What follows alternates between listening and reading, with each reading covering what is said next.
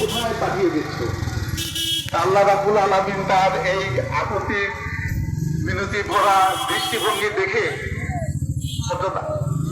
বাবা আদম আলাইহিস সালামকে আশ্বাস দিয়েছিলেন যে তুমি চিন্তা করো না, তুমি যাও, দুনিয়াতে তোমার জন্য বসবাসের জন্য যাবতীয় ব্যবস্থা আমি করে রেখেছি, সেখানে তুমি যাবে না। এমনকি তোমাকে তোমার জন্য তোমার সন্তানদেরকে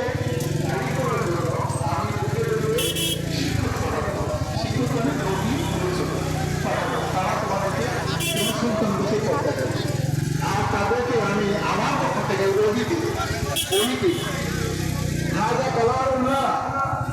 এটা আল্লাহর কালাম। মানুষের জন্য কথা বলা হয়েছে। আল্লাহ রাব্বুল আলামিন মানুষের জন্য এই কোরআনের মাধ্যমে কথা বলে রেখেছে। এই ভাষাগুলো উদ্ধার করতে হবে। কোরআনের ভাষা যদি উদ্ধার করতে না পারি তাহলে বলেন আমি অনার্স পাস করেছি, এমএ পাস করেছি, বিএড করেছি, এমএড করেছি,